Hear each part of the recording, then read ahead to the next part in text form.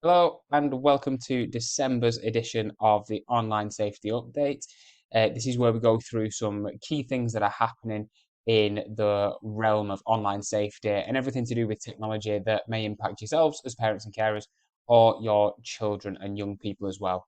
So we're starting off this month in December with the X platform, or formerly Twitter, and Elon Musk as well.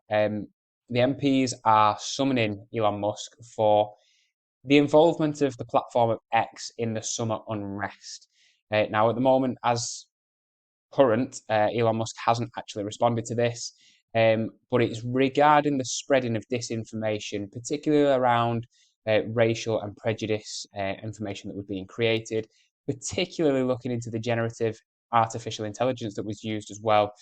Um, Senior executives of Meta, so Facebook and Instagram, are also being called to give evidence and to be questioned about this.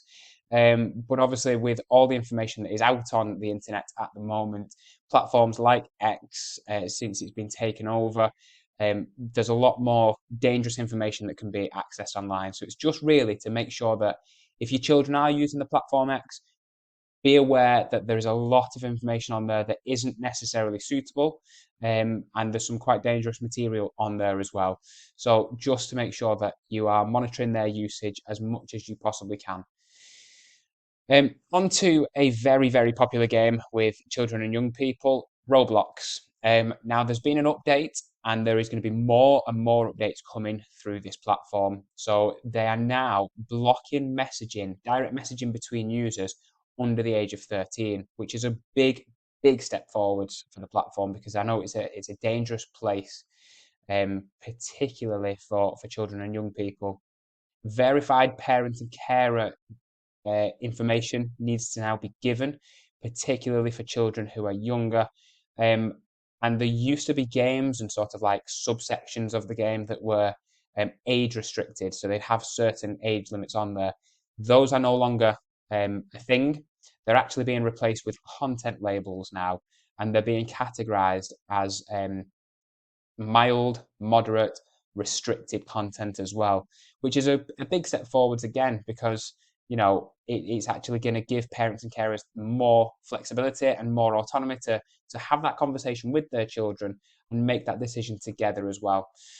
Younger children up to the age of 9 are now only allowed to play minimal content or mild content, based off of what the game mode actually entails.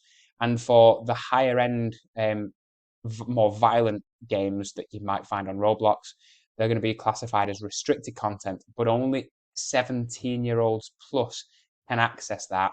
And on top of that, as an extra level of safeguarding and security, those accounts have to be verified with the age identification as proof with parent and carer permission as well. So it's a big, big step forward. So they are stripping right back to the basics in terms of safeguarding and protecting children and young people. And those changes actually came into place on the 4th of December.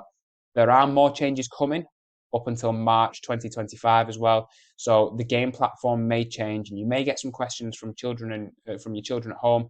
So that could be a little bit of good information to give them as well. It's just to help them to stay more safe online.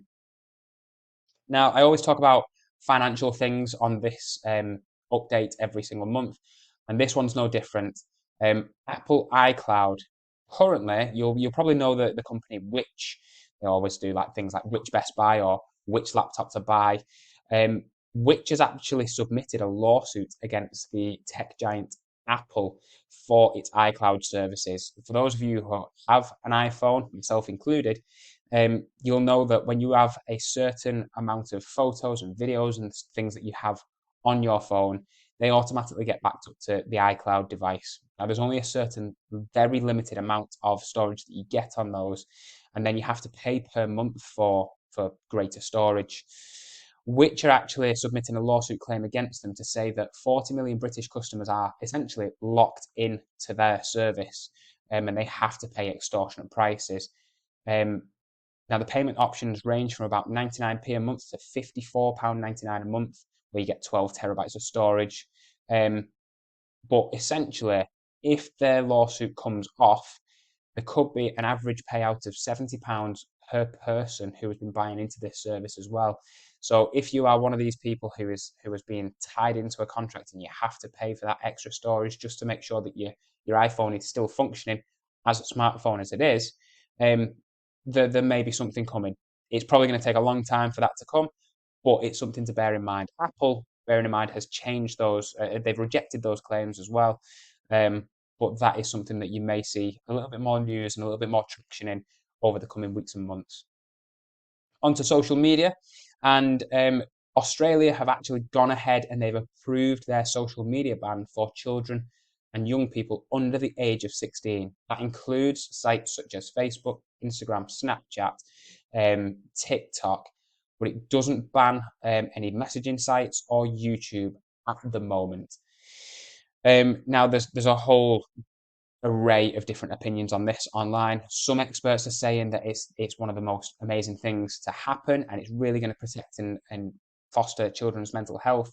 Others are saying that it's going to push children to sort of go to more unsafe spaces online. It's not happening immediately, but it is going to come into play over the next 12 months or so. And it's not going to be the children or the parents who are fined. It's actually going to be the tech companies that are running these sites if they don't comply with the regulations that are going to be put in place. I think it's a big step.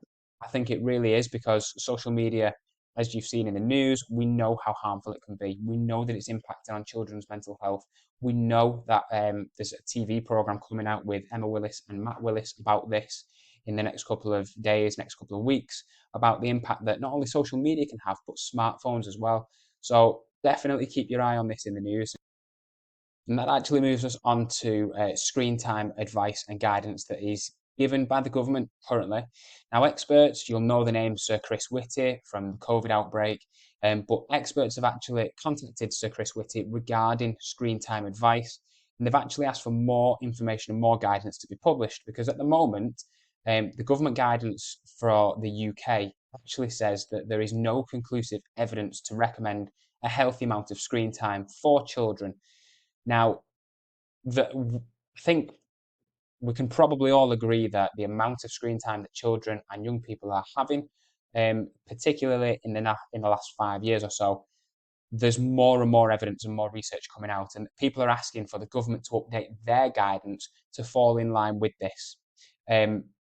Evidence that is out there is saying that it's fueling a mental health crisis in children, and it leads to problems with eyesight, speech and language development, sleep, and addiction type behaviours as well.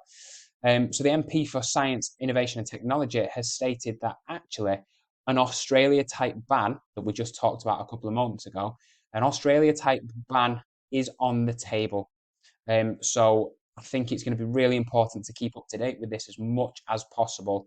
And us as a school, we'll continue to make sure that we're staying as on top of this as we possibly can, and give parents and carers as much advice wherever we possibly can as well.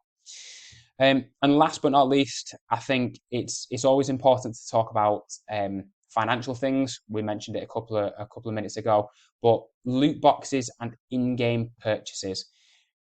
Lots of games and lots of apps offer this as part of their service. I'm thinking Roblox again. I'm thinking other games like Monopoly Go, which I'm going to talk to you about in a moment.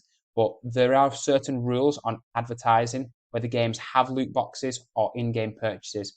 Now, out of the 45 top grossing games and apps on the App Store at the moment, only 2 of them are following those rules, which is quite stark and quite shocking, because we know how easy it can be to download an app, have an in-game purchase, double click the side of our phones, and it's just there. It's done for us, and we don't actually know.